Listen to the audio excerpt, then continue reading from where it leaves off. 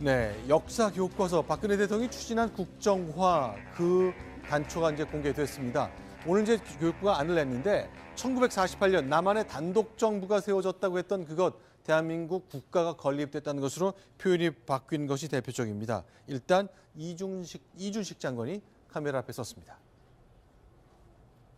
올바른 역사 교과서는 학생들의 특정 이념에 치우치지 않고 균형 있는 역사관과 올바른 국가관을 가질 수 있도록 심혈을 기하여 개발하였습니다. 역사적 사실과 헌법 가치에 충실한 대한민국 교과서임을 분명히 밝히며 이제는 국민 여러분들께 내년부터 우리 아이들이 배우게 될 역사 교과서의 검토를 부탁드리겠습니다. 자, 장관은 올바른 교과서로 설명했습니다. 여러 가지 이제 논란을 예고한 채 이제 비공개리에 진행이 되어 왔었는데요. 양재열 변호사님, 일단 가장 눈에 띄는 것 중에 하나가 정부 수립과 관련된 표현이군요. 사실 이 부분이 저는 굉장히 안타까운 게 과거에는 대한민국 정부 수립이냐 대한민국 수립이냐 이런 부분이 그렇게 까지 논의가 있진 않았었는데 네. 일부에서 대한민국 정부 수립이라고 해놓으면 그러면은 북한에 있는 그 북쪽도 정상적인 국가로서 인정을 한 게 아니냐라는 네. 식의 반론을 제기하면서 수립과 정부 수립이 갑자기 완전히 다른 것처럼 돼 있는데 이번 교과서 체제에서 아무튼 바뀐 거는 대한민국 수립이라고 48년도에 대한민국 수립이라고 이렇게 명시를 했고요. 반대로 북한은 정권 수립이라는 표현을 썼습니다. 그러니까 예전에 이제 논란이 됐다는 것, 그러니까 보수 진영에서 주로 문제 제기를 했던 거지만 기존의 여러 우리나라 교과서가 1948년에 북한이라는 국가가 수립된 반면에 남쪽에서는 대한민국의 정부가 수립됐다는 것, 마치 북한에 뭔가 무게가 더 있는 것처럼 해석될 여지가 있기 때문에 그걸 표현을 바꾸자 했던 것인데 이번에 교과서에서 그 부분은 바뀐 게 눈에 띕니다. 자, 그리고요.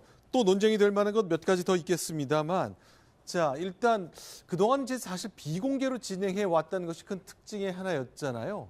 자, 집필지는 오늘 처음으로 공개됐죠. 집필이 공개가 되는데 우려했던 것처럼 역사 전공자 분들이 사실 안 계십니다. 그리고 대표적으로 보이는 분들이 최대권 서울대 명예교수라든가 법학자시죠? 예, 법학자시고 유호열 고려대 교수는 북한학과 교수시고요. 네. 김승옥 중앙대 교수 같은 경우도 경제학과 교수이신데 또 그 이외에 뭐 김남년 동국대 교수 같은 분들 주로 뉴라이트 진영에서 일부 활동을 하셨던 분들이고 유호열 교수 같은 경우는 아주 최근에 SNS를 통해서 현재 상황과 일반적인 국민들의 인식과 달리 대한민국의 대통령을 위해 기도해 달라는 말씀도 하셨고 네. 보이는 분들이 이제 김남년 동국대 교수나 김명서 연세대 교수 또 나종남 육사 교수 같은 분들도 다 현대사와는 직접적인 관련은 없고 뚜렷하게 이른바 네. 뉴라이트라고 하는 부분을 주장하셨던 분들이라서 이게 과연 정치적인 중립성을 확보하기 위해서 만들어진 국정교과서인지에 관해서는 의문을 표시할 수밖에 없는 상황이 된 거죠. 네. 지금 우리 국사 교과서 문제에서 가장 치열했던 게 건국절 문제였을 겁니다. 네. 제가 그 질문 하나 드려볼게요. 네. 경제의 3요소가 뭡니까? 경제의 3요소요? 네. 뭐 자본, 자본, 노동, 토지. 토지입니까? 네. 그렇죠. 국가의 3요소는 뭡니까?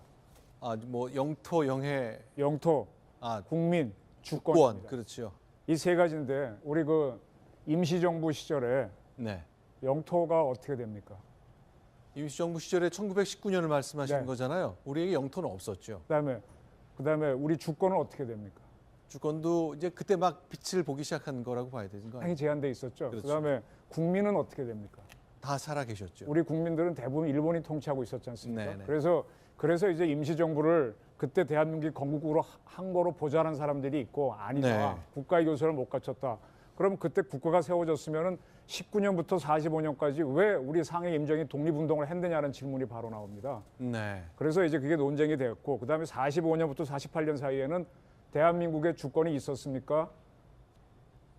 그때는 어느 군정이 있었잖아요. 네네. 군정. 그런 제약이 있다 보니까 48년에 이제 건국절로 하자는 주장이 나왔던 건데요.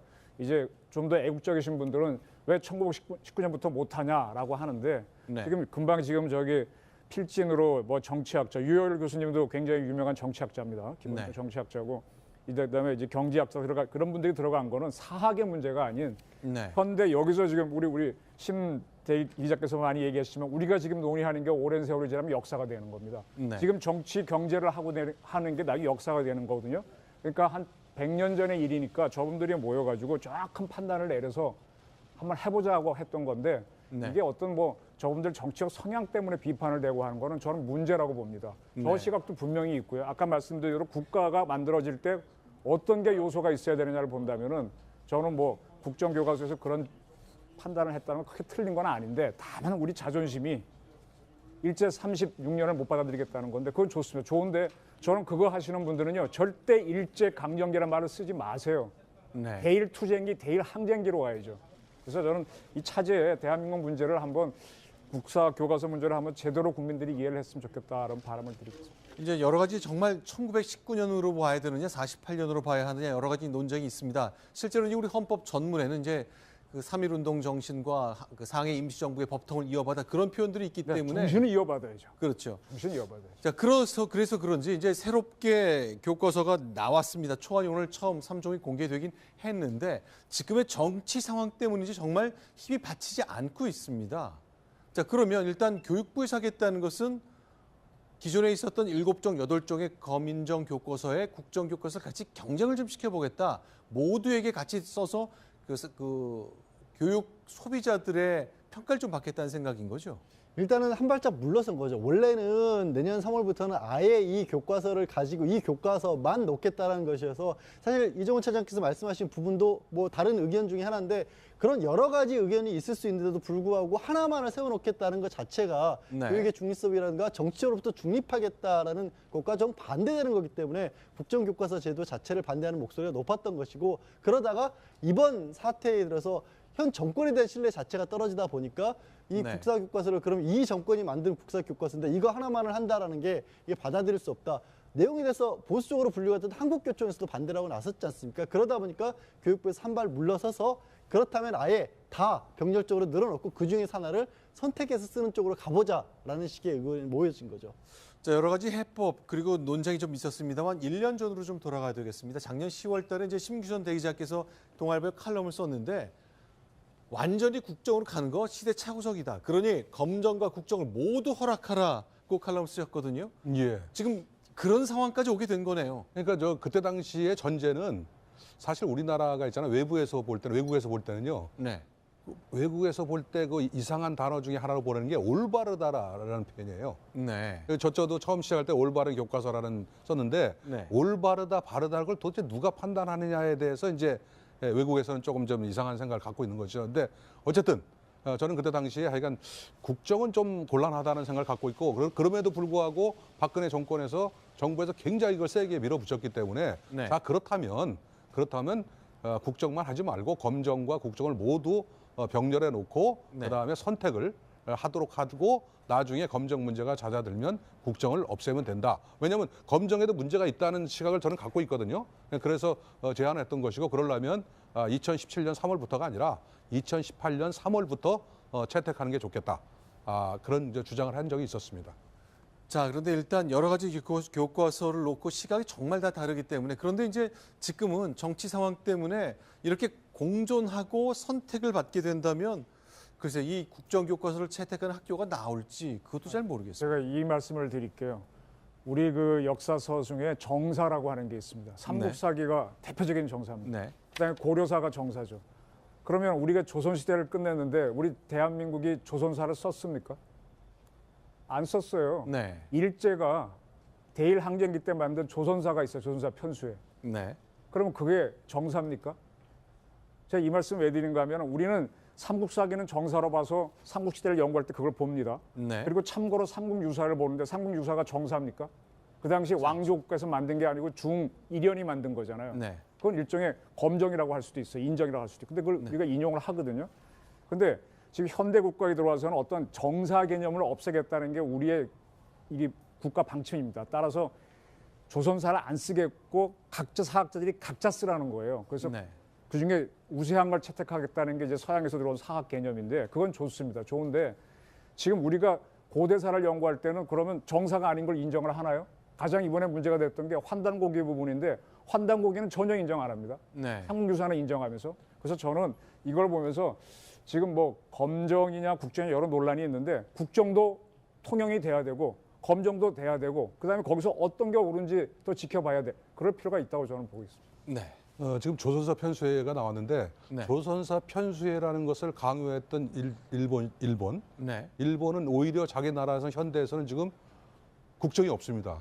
그러니까 아, 일본은 역사 예, 교육 국정 없습니까? 거민족만 있습니다. 그러니까 네. 무슨 얘기냐면 국정 또는 네. 그거 지금 말하는 정사, 야사 이런 개념이 있었던 시절이 있었고 지금 저는 시간적으로 개념으로 봐서 더 많은 뭐랄까 연구, 그 다음에 국민적 의식, 네. 국가의 어떤 역할 변경 이런 것들이 종합되면서 이제는 꼭 국정만이 옳은 건 아니지 않느냐는 세월까지 이제 왔다는 것이죠. 네. 그런 부분에서 제가 볼 땐 과도기적으로 국정과 검정을 다 같이 놓는 방법도 좋고 왜냐하면 지금 저는 어떤 생각을 갖고 있냐면 네. 저는 분명한 입장이 있었습니다만 네. 국정을 만든다 하더라도 네. 그렇게 편향된 국정은 만들기 어려울 것이다. 네. 라는 게 제 판단이었습니다. 지금 우리 양 변호사께서 일부 문제점을 지적을 했지만 네. 그러나 생각보다는 그래도 저는 균형 잡힌 국정 교과서가 나왔다고 봅니다.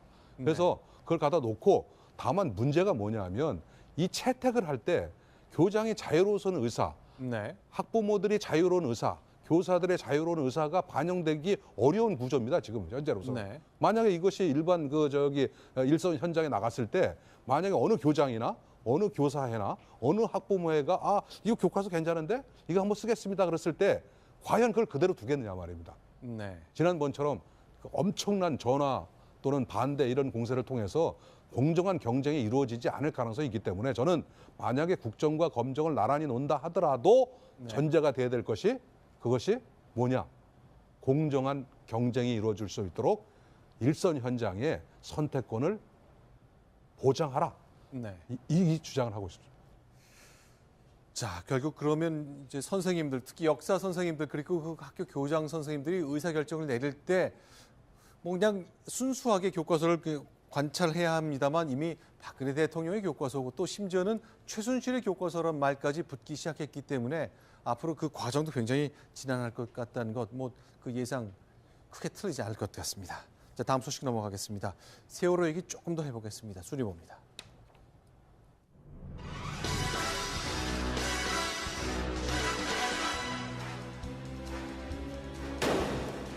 간호 장교가 있었습니다. 저는 몰랐습니다. 그런데 이제 나온 소식 보니까 세월호 7시간의 비밀을 풀 열쇠를 쥐고 있을 수도 있겠다 싶습니다.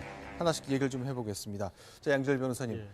이 간호장교의 존재는 잘 주목받지 못했던 얘기네요. 근데 이게 왜 나왔냐면 이게 네. 청와대 차원병원에서 근무하다가 청와대 자문으로서도 일을 했었고 결국에 박근혜 대통령에게도 뭔가 주사제 같은 것들을 처방해 줬던 것으로 알려져 있는 김상원 원장이 네. 자신이 치료를 할 때마다 주치의도 있었고 의무실장도 있었고 정맥 주사 같은 경우에는 간호장교가 낫다라는 식의 얘기를 했거든요.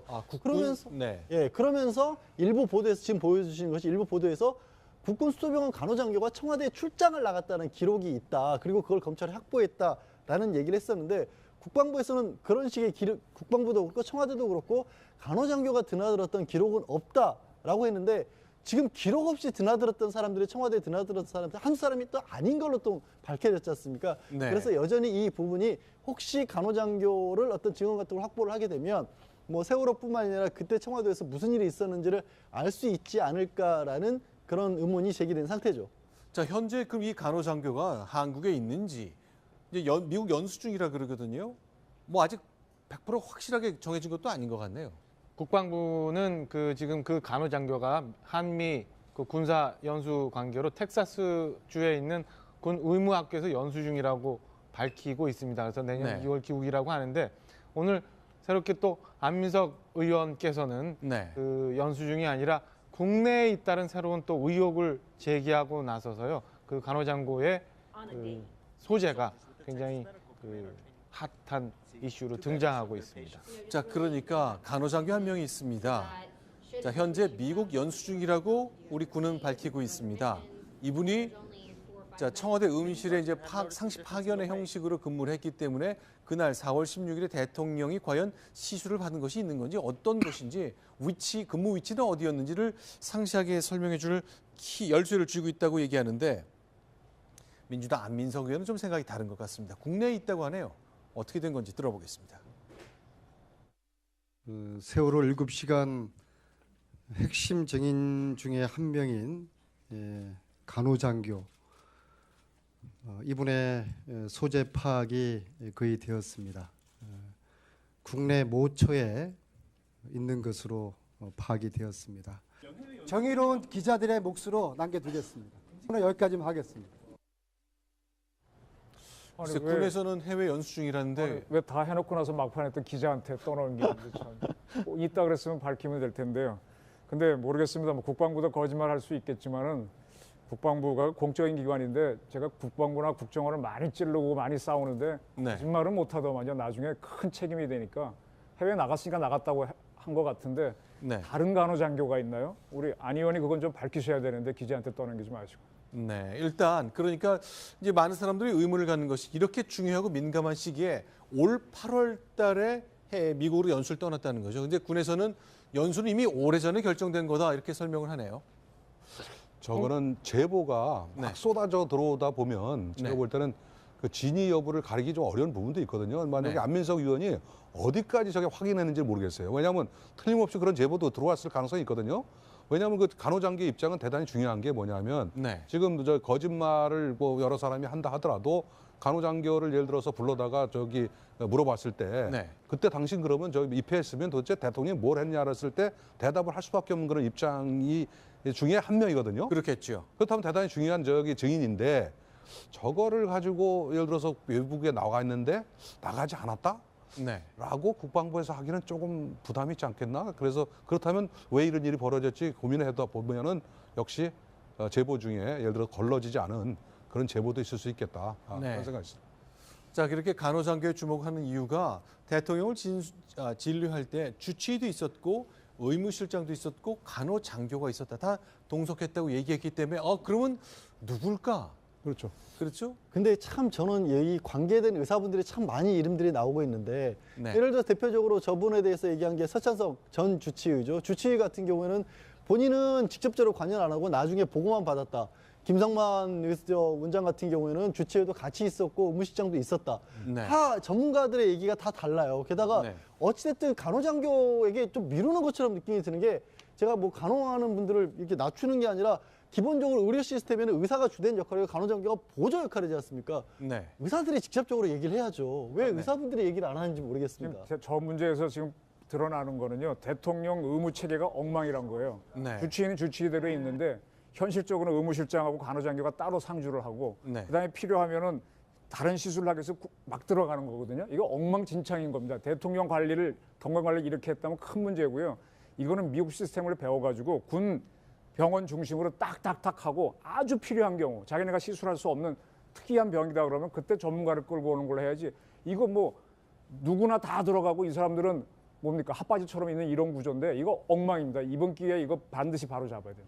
시스템의 문제가 아니라 네. 저는 몇 번 이 자리에서 말씀드렸지만 대통령의 의식의 문제다. 네. 대통령의 몸이라는 거는 아시다시피 그 자체 하나하나가 전부 다 국가 기밀로 취급할 정도로 대단히 네. 중요한 어떻게 보면 국가 자산이고 비밀의 대상인데 그거를 근본도 없는 사람들한테 그걸 몸을 맡기고 이런다는 것 자체가 네. 제가 볼 때는 말이 안 되는 것이고 제가 늘 말씀드리지 않습니까? 그 시술할 때 주사 맞을 때 경호실에서 과연 그 옆에서 지켜봤냐 이거예요.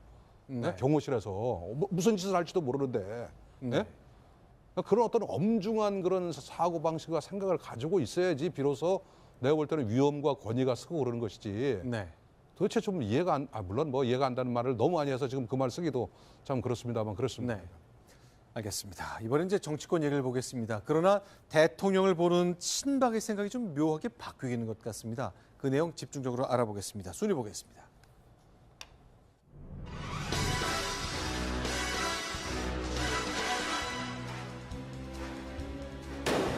자, 그동안 친박 의원들은 대통령의 친위부대 역할을 했습니다. 방패막이 역할을 해왔는데 이게 어떻게 된 겁니까? 질서 있는 퇴진이 적절하다. 탄핵보다는 낫다. 이런 뜻이겠죠?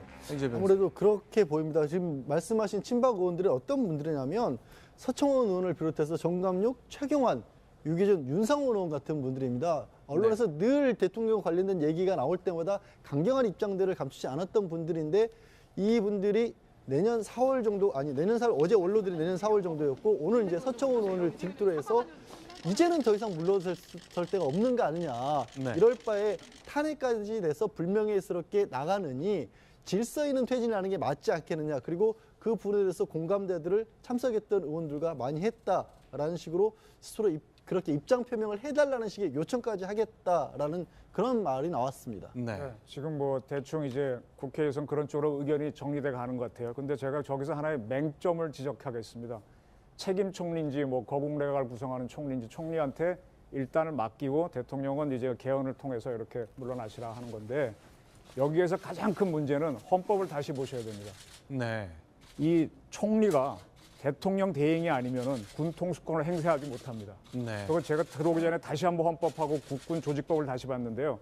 군 통수권은 대통령에서 국방부 장관, 합참의장으로 내려갑니다. 네. 즉 총리는 배제되어 있습니다. 이게 미국 부통령제였으면 관계가 없는데 네. 우리는 그렇지 않기 때문에 이 책임 총리라고 하더라도 이 사람은 어떤 앞에 수식어를 붙여도 대행이 아닌 이상은 군 통수권 못합니다. 따라서 북한이 도발했을 때 현지 지휘관이 응사하는 건 하겠죠. 네. 근데 거기에 대해서 우리가 뭔가 액션을 하겠다고 했을 때 총리가 지시하잖아요. 불법입니다. 그리고 그걸 따라서 현장 지휘관이 하게 되면 그것도 불법입니다. 그래서 이 문제에 대한 명쾌한 대통령이 물러나 있더라도 통수권을 어떻게 한다는 걸 풀어놓고 이걸 하셔야 될 겁니다.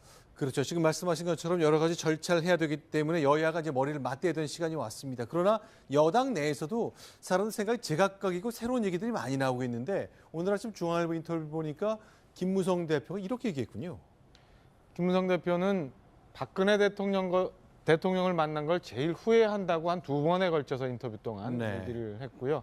노무현 대통령 시절에 국회 재경위원장을 하는데 박근혜 당시 대표 측에서 사무총장을 맡아달라고 연락이 왔다. 그래서 그때부터 인연을 맺고 이후 선대본부장 등등의 역할을 했다 이런 얘기를 하게 됩니다. 그때를 가장 후회한다고 김무성 대표가 이제 와서 얘기를 했습니다. 많이 거절했었다. 그런데 이제 박근혜 대통령 측에서 몇 번을 졸라서 갔는데 사실은 나는 MB랑 더 친하다. MB랑 더 친한데 박근혜 대통령 쪽으로 갔기 때문에 얼마나 내가 괘씸했으면 경선 이듬해인 2008년에 18대 총선 때 MB가 나한테 공천도 안 줬겠냐. 그렇게 말씀하셨습니다. 이거 맞는 거죠? 저게 무슨 의미가 있겠습니까, 저 말이? 그러니까 왜 이제 와서 그런 말씀을 하시는지 잘 왜냐하면 모르겠고. 김무성 그 대표의 어록을 보면 네. 내가 친박 중에 친박이고 친박의 원조고 그다음에 저 선거 유세할 때 그 국회의원 선거 유세할 때 가장 존경하는 사람이 박근혜 대통령이라고 얘기한 적도 많습니다. 그러니까 네. 제가 볼 때는 뭐 별 의미가 없다라고 보는 게 맞을 것 같습니다. 네, 김무성 대표의 모습 저희가 다양하게 준비를 했는데 좀 시간이 없어서 다 보여드리지 못할 것 같고요. 자, 그런데 이제 친박 진영에서는 좀 다른 얘기를 합니다. 조원진 의원이 먼저 얘기를 꺼냈는데요.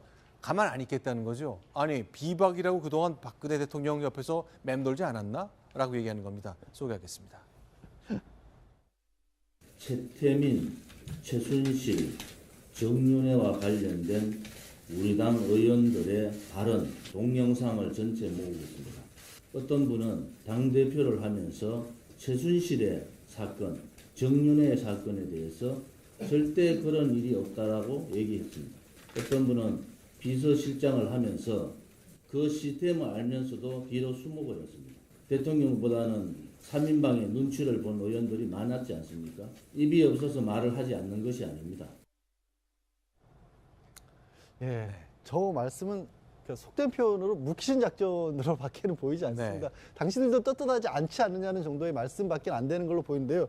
그래서 국민들이 볼 때는 어떤 생각이 들까요? 어느 쪽이든지 당을 수습하는 모습도 아니고 내가 먼저 잘못했다고 반성하는 모습도 아니고 똑같지 않느냐라고 손가락질을 서로 하게 되면 서로 목물만 더 튀기는 모습. 새누리당이 지금 그런 모습을 보여줘야 할 시점인지 모르겠습니다. 극히 개인적인 말씀을 드려서 좀 그렇습니다만은 네.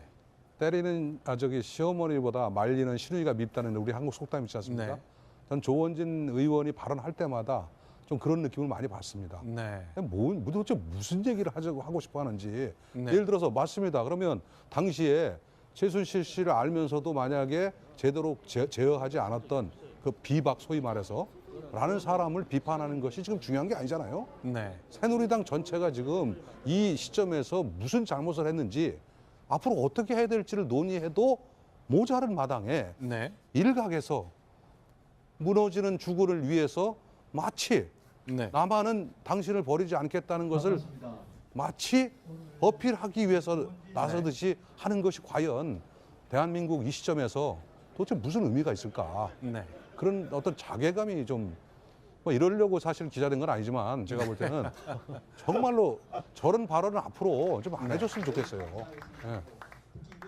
자, 그러니까 기본 전제가 저 말 자체도 박근혜 대통령이 굉장히 잘못도 있다. 그러나 우리만 감싼 게 아니라 당신들도 감싸지 않았느냐라는 것 때문에 과연 이제 대통령에 대한 평가가 친박 내에서도 이제는 더 이상 안 되겠다.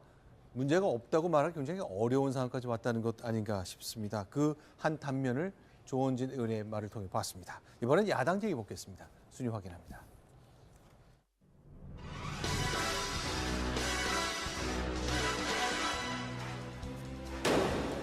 자, 박근혜 대통령 탄핵 후에는 황교안 총리도 물러나야 한다. 자, 추미애 대표 얘기입니다. 자, 문재인 대표 얘기부터 하나씩 보겠습니다. 영상 소개합니다. 대전을 방문했죠, 오늘? 예, 대전에 있는 대학가 지금 네. 연일 계속 대학가를 중심으로 해서 많이 전국을 돌고 계신데요. 오늘도 대전을 방문해서 일종의 시국 대회를 계속했었고, 학생들 만난 자리 그리고 기자들을 통해서 오늘 같은 경우에는 김무성 전 대표에 대해서 굉장히 강한 비판의 그 목소리를 높였습니다. 이 사태가 이렇게 흘러가고 있는데 김무성 대표가 자신은 대선 불출마 선언까지 한 건 좋은데 네. 거기에서 그치지 않고 이 정치적으로 자신에게 유리한 쪽으로 조금 상황을 끌고 가려는 게 아니냐. 이른바 들불에서 겹불을 쬐면서 입지를 다스리는 개성적인 모습을 보이고 있다라고 또 굉장히 강경한 목소리를 냈습니다. 최근 흐름이라는 게 이런 거죠. 이제 주로 이제 새누리당이나 중도층에서 많이 하는 건데 오른쪽에 친박 빼고 왼쪽에 친문 빼고 가운데 다 한번 뭉쳐보자.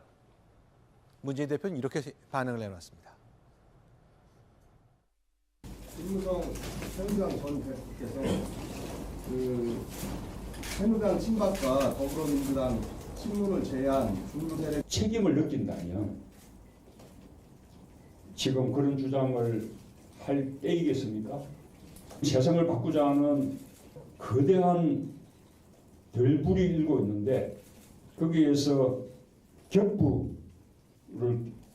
쬐면서 자신의 정치적 입지를 새롭게 다져보자. 그런 계산밖에 더 되겠습니까? 문재인 대표 겹불 얘기하셨는데 저는 문재인 전 대표도 지금 도도한 민심의 촛불 옆에서 겹불 째려 하시고 계신 거 아닌가 싶은 생각이 듭니다. 너무 네. 자신의 정치적 계산만을 위해서 현 시국 무시하고 정치적인 주장만 하고 계신 거 아닌가 싶은 생각이 듭니다. 네. 저는 우리 김수남 검찰총장이 법불악이라는 말을 썼었죠. 네. 정확하게 말하면 법이 아니라 검불악이라고 하는 게 좋겠죠. 검찰검. 네. 근데 지금 저 문재인 대표에 대해서도 몇 가지 지금 보안법 위반 문제들이 있지 않습니까? 송민순 회고록에서 나온 문제 등도 있고. 그래서 한번 저는 우리 검찰이 진짜 검불악이 한다면 문재인 대표도 한번 좀 점검을 해봐야 공정한 검불악이가 되지 않겠나 그 말씀을 드리고 싶습니다. 어쨌건 20% 이상 계속 고공행진하고 있거든요. 현재로서는 이제 문재인 대표가 가장 유력하기 때문에 지금 상황에서 굉장히 발언도 조심하고 조심운전하고 있는 모습을 많이 볼 수 있었습니다. 오늘은 어쨌건 자신만을 배제한 나머지의 연대와 관련해서 아주 강한 거부감의 메시지를 내놓은 것까지 확인해봤습니다. 대전을 방문한 문재인 전 대표의 모습까지 소개해드렸습니다. 자, 오늘도 여러 가지 뉴스가 많았습니다. 저희가 다 소개해드렸는데요. 저는 여기서 마무리 짓고 내일 다시 돌아오겠습니다. 잠시 후에는 채널A 종합뉴스 이어집니다. 고맙습니다. 네, 역사 교과서 박근혜 대통령이 추진한 국정화 그 단초가 이제 공개됐습니다. 오늘 이제 교육부가 안을 냈는데 1948년 남한의 단독 정부가 세워졌다고 했던 그것 대한민국 국가가 건립됐다는 것으로 표현이 바뀐 것이 대표적입니다. 일단 이준식 장관이 카메라 앞에 섰습니다. 올바른 역사 교과서는 학생들의 특정 이념에 치우치지 않고 균형 있는 역사관과 올바른 국가관을 가질 수 있도록 심혈을 기하여 개발하였습니다. 역사적 사실과 헌법 가치에 충실한 대한민국 교과서임을 분명히 밝히며 이제는 국민 여러분들께 내년부터 우리 아이들이 배우게 될 역사 교과서의 검토를 부탁드리겠습니다. 자, 장관은 올바른 교과서로 설명했습니다. 여러 가지 이제 논란을 예고한 채 이제 비공개리에 진행이 되어 왔었는데요. 양재열 변호사님, 일단 가장 눈에 띄는 것 중에 하나가 정부 수립과 관련된 표현이군요. 사실 이 부분이 저는 굉장히 안타까운 게 과거에는 대한민국 정부 수립이냐 대한민국 수립이나 이런 부분이 그렇게까지 논의가 있진 않았었는데 네. 일부에서 대한민국 정부 수립이라고 해놓으면 그러면은 북한에 있는 그 북쪽도 정상적인 국가로서 인정을 한 게 아니냐라는 네. 식의 반론을 제기하면서 수립과 정부 수립이 갑자기 완전히 다른 것처럼 돼 있는데 이번 교과서 체제에서 아무튼 바뀐 거는 대한민국 수립이라고 48년도에 대한민국 수립이라고 이렇게 명시를 했고요. 네, 평가를 좀 받겠다는 생각인 거죠. 일단은 한 발짝 물러선 거죠. 원래는 내년 3월부터는 아예 이 교과서를 가지고 이 교과서만 놓겠다라는 것이어서 사실 이종훈 차장께서 말씀하신 부분도 뭐 다른 의견 중에 하나인데 그런 여러 가지 의견이 있을 수 있는데도 불구하고 하나만을 세워놓겠다는 것 자체가 네. 교육의 중립성이라든가 정치적으로부터 중립하겠다라는 것과 좀 반대되는 거기 때문에 국정교과서 제도 자체를 반대하는 목소리가 높았던 것이고 그러다가 이번 사태에 들어서 현 정권에 대한 신뢰 자체가 떨어지다 보니까 이 네. 국사교과서를 그럼 이 정권이 만든 국사교과서인데 이거 하나만을 한다라는 게 이게 받아들일 수 없다. 내용에 대해서 보수적으로 분류했던 한국교총에서도 반대를 하고 나섰지 않습니까? 그러다 보니까 교육부에서 한 발 물러서서 그렇다면 아예 다 병렬적으로 늘어놓고 그중에 하나를 선택해서 쓰는 쪽으로 가보자라는 식의 의견이 모여진 거죠. 자, 여러 가지 해법 그리고 논쟁이 좀 있었습니다만 1년 전으로 좀 돌아가야 되겠습니다. 작년 10월 달에 이제 심규선 대기자께서 동아일보에 칼럼을 썼는데 완전히 국정으로 가는 거 시대착오적이다. 그러니 검정과 국정을 모두 허락하라고 칼럼을 쓰셨거든요. 예. 지금 그런 상황까지 오게 된 거네요. 그러니까 그때 당시의 전제는 사실 우리나라가 있잖아요. 외국에서 볼 때는요. 네. 외국에서 볼 때 그 이상한 단어 중에 하나로 보내는 게 올바르다라는 표현이에요. 네. 저도 처음 시작할 때 올바른 교과서라는 썼는데 네. 올바르다 바르다는 걸 도대체 누가 판단하느냐에 대해서 이제 외국에서는 조금 좀 이상한 생각을 갖고 있는 거죠. 근데 어쨌든 저는 그때 당시에 상황이 된 거죠. 네. 지금 우리 국사 교과서 문제에서 가장 치열했던 게 건국절 문제였을 겁니다. 네. 제가 그 질문 하나 드려볼게요. 네. 경제의 3요소가 뭡니까? 경제의 3요소요? 네. 뭐 자본, 노동, 토지. 토지입니까? 네. 그렇죠. 국가의 3요소는 뭡니까? 아, 뭐 영토, 영해, 영토, 아, 국민, 주권. 주권입니다. 그렇죠. 이 세 가지인데 우리 그 임시정부 시절에 네. 영토가 어떻게 됩니까? 임시정부 시절에 1919년을 말씀하시는 네. 거잖아요. 우리에게 영토는 없었죠. 그다음에 우리 주권은 어떻게 됩니까? 주권도 이제 그때 막 빛을 보기 시작한 거라고 봐야 되는 거 아니에요? 당연히 제한돼 있었죠. 그렇죠. 그다음에 국민은 어떻게 됩니까? 다 살아 계셨죠. 우리 국민들은 대부분 일본이 통치하고 있었지 않습니까? 네네. 그래서 이제 임시정부를 그때 대한민국이 건국으로 한 거로 보좌하는 사람들이 있고 아니다. 네. 국가의 요소를 못 갖췄다. 그럼 그때 국가가 세워졌으면은 19년부터 45년까지 왜 우리 상해 임정이 독립운동을 했느냐는 질문이 바로 나옵니다. 네. 그래서 이제 그게 논쟁이 되었고 그다음에 45년부터 48년 사이에는 대한민국의 주권이 있었습니까?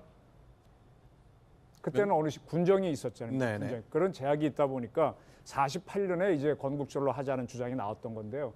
이제 좀 더 애국적이신 분들은 왜 1919년부터 못하냐라고 하는데 네. 지금 저기 필진으로 뭐 정치학자 유효열 교수님도 굉장히 유명한 정치학자입니다. 기본적으로 네. 정치학자고 그다음에 이제 경제학자 그런 분들이 들어간 거는 사학의 문제가 아닌 네. 그런데 여기서 지금 우리 심 기자께서 많이 얘기하시지만 우리가 지금 논의하는 게 오랜 세월이 지나면 역사가 되는 겁니다. 네. 지금 정치 경제를 하는 게 나중에 역사가 되는 거거든요.